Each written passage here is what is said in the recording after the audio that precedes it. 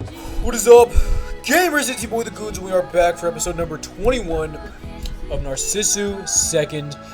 Last episode we went for a drive looking for a high place, and in this episode we're going to do chapter 17, Sky, and see if we reach that high place.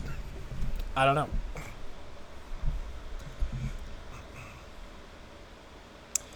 From there, we connected onto yet another expressway. Already, since we left the hospital, about 7 hours had passed. The area had completely become a place that seemed to be out in the middle of the mountains. Straight ahead on a sign were the road's Mount Fuji skyline. Most likely, we had already come to a place quite close. And then, that cloudless summer sky was at some point becoming a deep black evening sky. It's starting to come down. When I looked, rain had started to fall from the dark sky. Wait a bit, I'll bring out the top. Pulling the car to a stop on the shoulder, Himiko-san started to fumble around for something. And then, after waiting a while in the light drizzle, it has a roof. Well, it's not an amazing one. As she answered and closed the left and right windows, the Roadster became like a perfectly normal car. Until now, it had a mystery as to what was done when it rained. It had been a mystery as to what was done when it rained, but it apparently took on this form. Once again, the Yunos drove off. The rain had truly begun to come down and obscured the road with pure white. The thick black rain clouds, even though it was still before evening, made it dark enough to let one believe it was night. At a cold sensation striking my head, I looked up at the roof. There were a number of drops dripping down. Sorry, this thing's beat up after all. And just like the words meant, the dripping leaks started.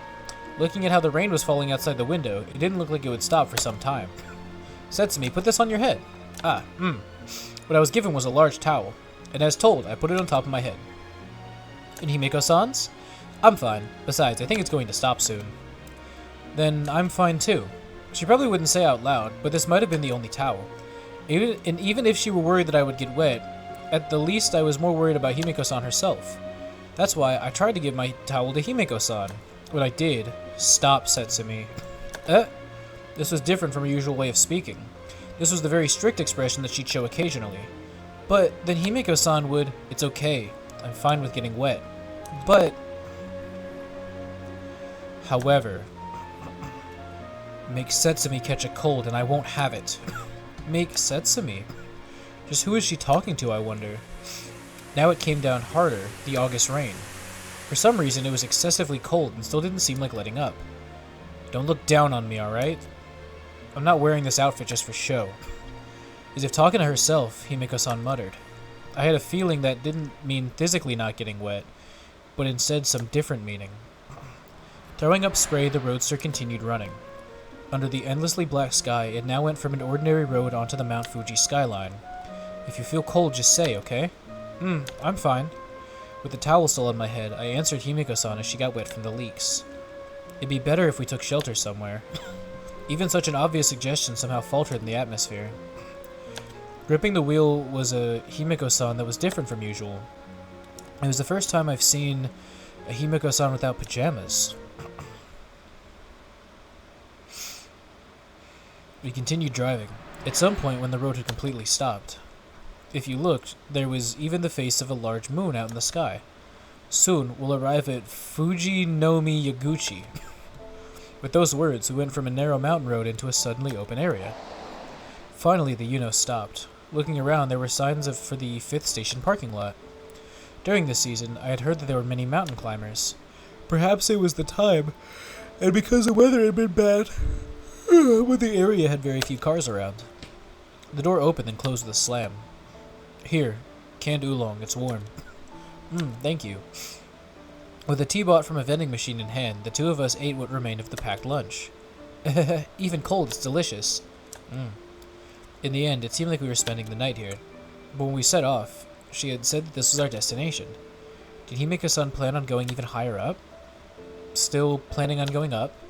Well, I don't know. While holding a croquet in her hands, Himiko-san gave a vague answer. Certainly, up until here, we were able to come by car. According to the parking lot sign, the altitude was already 2,400 meters. But from here on, there were only mountain climbing trails. Even if we weren't planning on heading all the way to the summit, Himiko-san, a resident of the 7th floor, couldn't be thought of as able to climb up a mountain path. And if, even then, she said we were aiming for higher, shouldn't I hold her back? There was another click, then slam. Eh? Suddenly opening the door, Himiko-san stepped out of the car. Just as I was thinking about such things, I also hurried out of the car. When I looked, she was right by the car looking up at a night sky that had just stopped raining. I was a bit surprised. I thought that she might have started climbing without saying a thing. Then, perhaps guessing at my unease, Himiko-san began to speak.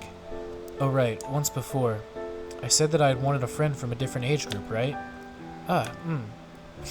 Certainly, before the pineapple tree, it had been the first thing that she wanted to try.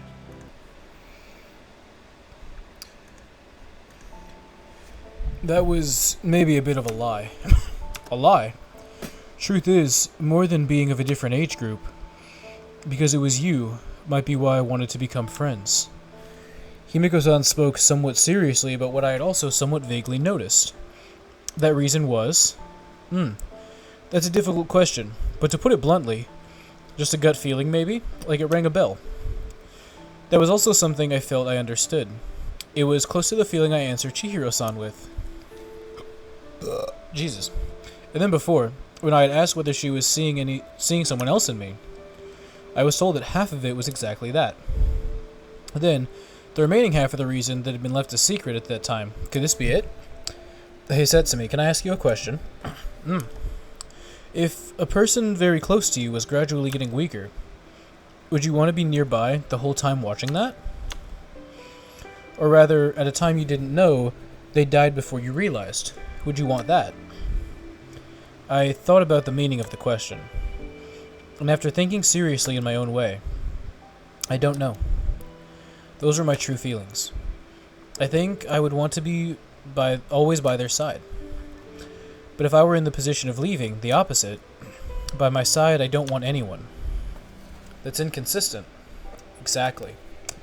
Those leaving and those left behind, never will the two meet. Even if I could bear my own pain, I couldn't bear another's. She wanted to say that, perhaps? Then Chihiro-san and the best friend we met at the beach, avoiding them. Then why was I here in this place? Why was I chosen, I wonder? Did Himiko-san want to say that if it was me, then she would be fine? This is, you see, after falling into the hole, something that I first realized. However, no matter how much I shout that it's because there's a hole here, the voices of those who have fallen into the hole can't reach those walking on the surface. That was the reason? Then, did she want to say that because I had also fallen into the hole, that the voice would reach me? You're different. Eh? You're still in the process of falling. There's a chance you'll climb back up. And when it's impossible, that's something everyone has to think of for themselves. Then the circumstances now were all the results of Himiko-san's thoughts. After falling into the hole, stopping prayers, it may be turning them into curses. Really, Petrashki was lucky, wasn't he? He could go with his beloved Nello, together to heaven and all. And Nello also wouldn't be lonely.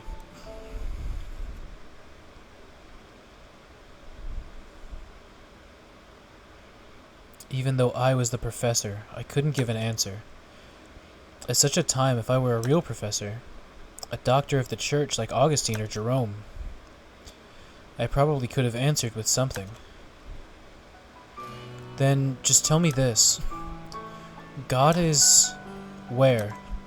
Eh? It's like he didn't hear, even though I prayed in the church. Where was God? At that question, my mouth sealed. I'm sorry, I don't know. I see.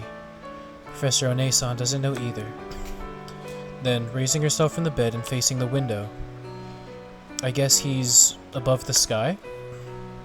While speaking, she looked up at the sky, looking up from the windows that could only open 15 centimeters at the lightning pre-dawn sky.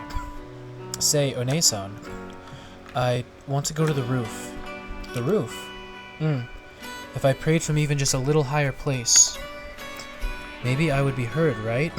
By God. I can't? No, you can. Alright. Supporting the girl, we headed to the roof. Normally this place was one where patients couldn't go, were not allowed to go.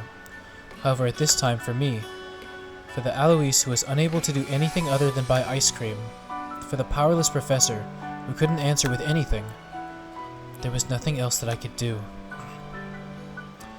The blue-purple pre-dawn sky was turning into the white of day. A bleak place where no one could be seen. Once in a while, from the blowing wind, the fence that was taller than the ceiling of the 7th floor rattled. "This place feels nice, doesn't it?"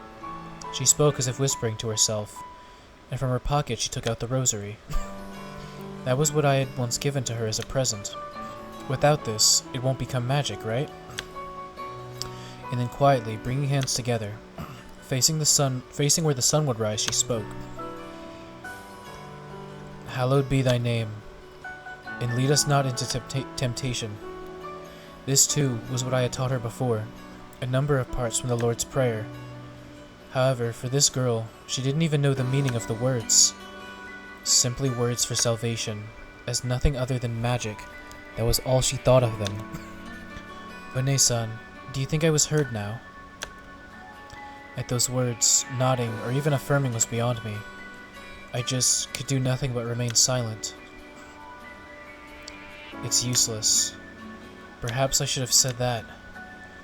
Or perhaps I should have spoken of atonement. Or perhaps I should have said, "For having lived 8 years, be thankful to God." "One-san, pray with me?"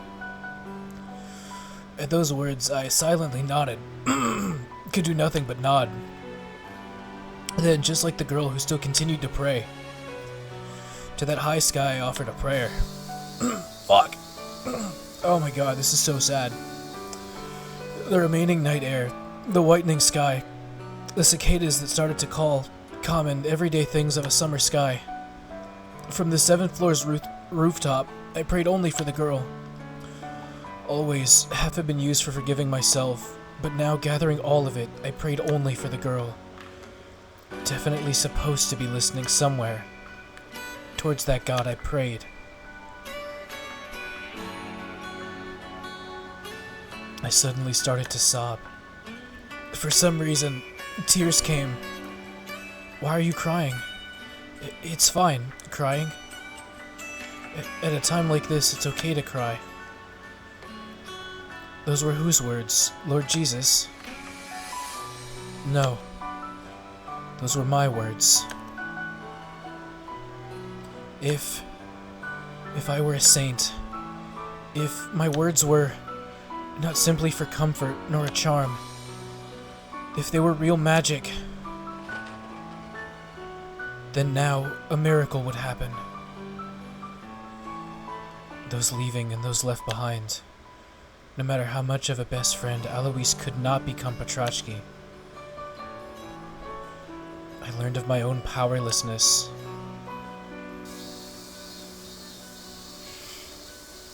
Dawn came to Mount Fuji 5th Station.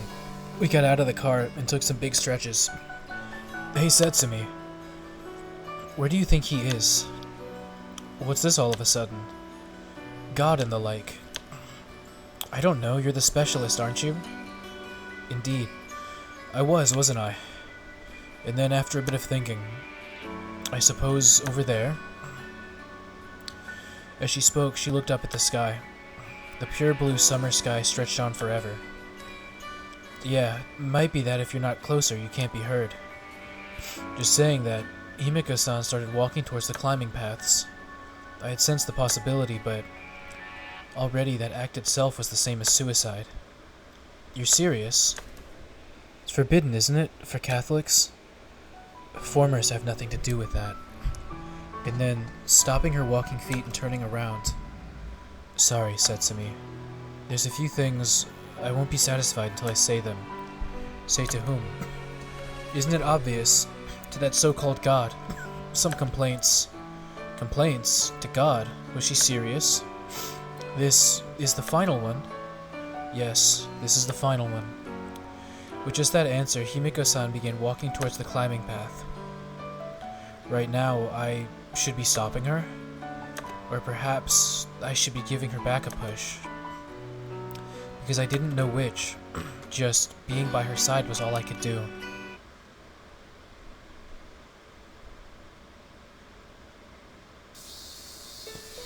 The sun had come right above, in the unheating of the altitude. The cicadas noisily cried. This is harder than I thought. We continued on the climbing path. Walk a bit, then rest. Walk a bit, then rest. Just repeating that. Oh, fuck. Occasionally, other mountain climbers would quickly pass us by while we slowly went upwards, to the high place that Himiko-san aimed for. Now, it was some 2 hours in, and we were making to leave to the new 6th station. Are you alright? Not particularly alright. Just as the words meant, her panting was furious. Even when the food and drinks we brought from the shop were being carried by me, it probably didn't need saying, but Himiko-san was a resident of the 7th floor. No matter how healthy she looked, no matter that she didn't need a wheelchair, that was because of her age. Her condition's progression had simply been early. Even without doing anything, there was no mistake that she was within reach of death. What's with that face? If you've got something to say it straight. Let's go back. Say it with more force. If that's what you want, say go back and order me. Go back. Yeah, it looks like I can't obey. And then once again her feet moved to ascend. Right now, I wondered what I should do. Unable to pull her back, I was only able to be there, helplessly watching. Then I'll push you. That was why I pushed Himiko-san's back. So as not to lose to the steep slope, so as to make it even a bit easier. In my own way, this is all I could do. Stop, Setsumi. No. If you get sick too, what would that do? It's not like I want that. Then let's go back. This exchange we repeat over and over, while slowly Himiko-san climbed up. Eventually, when those feet stopped, that was the time I feared. At that time, just what should I do? We'll find out next time. Thank you so much for watching. I will see you in the next episode where we read chapter 18. I almost said 8, fuck you. Chapter 18, but in the meantime, we get the fuck up out. Wash my face a bit, because holy shit, I think it's the most I've cried on camera. Thank you for watching, I'll see you next time. Bye bye!